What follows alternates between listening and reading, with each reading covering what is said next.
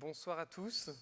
Je crois que voilà, on est arrivé à la fin de cette première journée dont il me revient l'honneur de conclure. Ça va être un petit peu difficile. Je vais essayer d'être au moins aussi inspirant que toutes les personnes qui se sont exprimées ici aujourd'hui. Alors moi, je ne suis pas venu avec des accessoires. Je suis venu avec quelques images et surtout des mots qui, j'espère, reflèteront tous les débats, les travaux que vous avez pu avoir tout au long de cette journée. Je voudrais tout d'abord remercier l'ensemble des participants qui ont partagé leurs expériences, leurs connaissances, leurs engagements. Ils nous ont ainsi permis de mesurer les défis que nous allons devoir relever dans les prochaines années, et ils sont immenses. Ils nous ont aussi apporté beaucoup d'espoir, de dynamisme, d'envie d'agir avec des solutions pour y parvenir. Toutes ces solutions, il revient à la Croix-Rouge de les mettre en œuvre.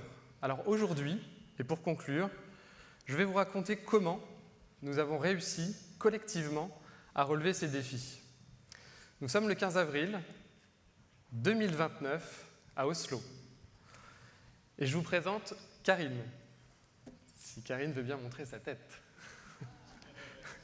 Je vous présente Karine. Voilà Karine. Karine Nielsen est étudiante bénévole à la Croix-Rouge à Oslo. Elle est responsable du programme de réponse aux vagues de chaleur urbaines et aux épisodes de canicule annuels. À ce titre, elle vient en aide aux plus vulnérables, notamment les sans-abri et les personnes âgées, qui sont les plus soumis à ces épisodes de canicule. Karine et son équipe sont mobilisables rapidement grâce à un système d'alerte efficace. À partir d'une évaluation faite par les services de la Croix-Rouge norvégienne, Karine a pour mission d'identifier les personnes à risque auprès desquelles il faut agir rapidement et régulièrement, et pendant toute la vague de chaleur qui peut s'étendre sur plusieurs semaines, voire plusieurs mois. Elle et son équipe sont en capacité de suivre en temps réel, sur une plateforme dédiée, les visites effectuées auprès des personnes vulnérables recensées. Pour ceux qui le nécessitent, Karine effectue un suivi de leur prise en charge par les services de santé dans le cadre d'une action conjointe avec les pouvoirs publics norvégiens. L'équipe de Karine s'appuie sur la mobilisation des réseaux de proximité pour s'assurer que les personnes identifiées adoptent les bons gestes, via une plateforme accessible aux référents de ces réseaux qui transmettent les informations immédiatement. Elle est ainsi informée de l'évolution de la situation et des signalements éventuels qui nécessiteraient son intervention. Nous sommes toujours le 15 avril 2029, mais cette fois avec Laurent Boucaud, en République dominicaine. Il est coordinateur surveillance épidémiologique à la Croix-Rouge dominicaine. Laurent est fortement mobilisé par l'augmentation de l'activité des cyclones tropicaux dans les Caraïbes. Ici, les cumuls de pluie importants, associés à des températures élevées, sont extrêmement favorables au développement des maladies vectorielles comme la dengue ou le chikungunya. Laurent coordonne des actions de prévention auprès des communautés les plus touchées par ces virus, comme l'élimination des points d'eau stagnants. Il s'appuie aussi au quotidien sur un système de surveillance et d'alerte épidémiologique. Alimenté par les données fournies par des référents des communautés mobilisées, ce système d'alerte permet d'améliorer la détection des phénomènes épidémiques. À partir de ces informations, les autorités sanitaires locales peuvent déclencher un plan de contingence sanitaire en prévision d'une crise aiguë. Ces données remontées sont également prises en compte dans les mécanismes de coordination financière précoce développés par les grandes organisations humanitaires en lien avec les bailleurs de fonds internationaux. En conséquence, la Croix-Rouge dominicaine peut obtenir des financements pour acheter des stocks de médicaments adaptés et d'équipements d'assainissement d'eau pour prévenir la survenance d'épidémies. Cap maintenant sur le village de Finchawa en Éthiopie. Nous sommes toujours le 15 avril 2029.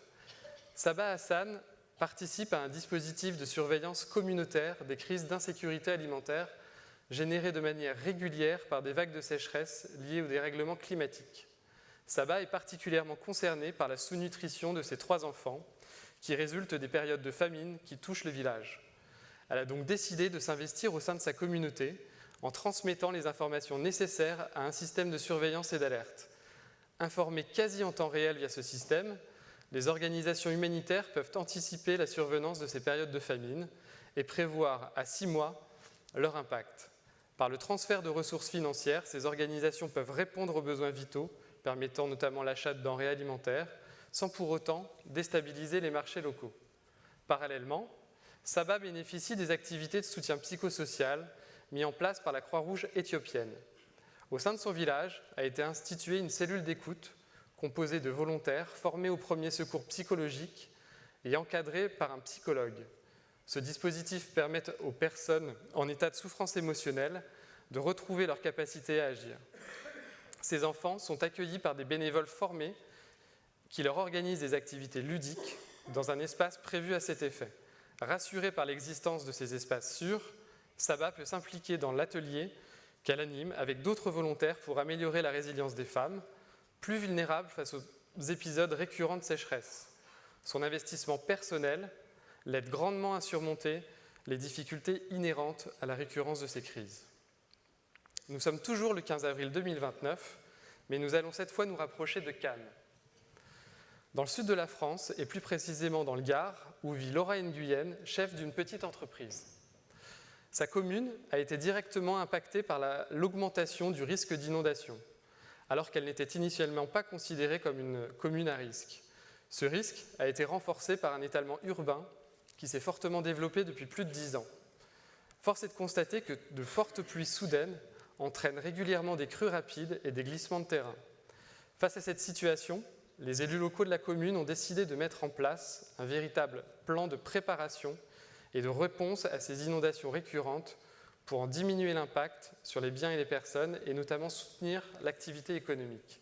Élus, acteurs économiques, citoyens, acteurs sociaux ont défini ensemble les actions pouvant être mises en œuvre pour se préparer, répondre et se relever le plus rapidement possible.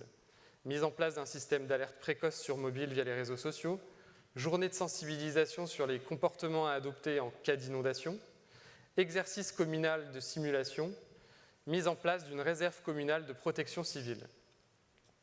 En tant que chef de petite entreprise, Laura n'avait pas la possibilité de disposer d'une expertise technique pour adapter son activité, mais grâce à une application mobile, elle a pu constituer un plan de continuité d'activité qui, de fait, lui permet de gérer au mieux ces épisodes récurrents.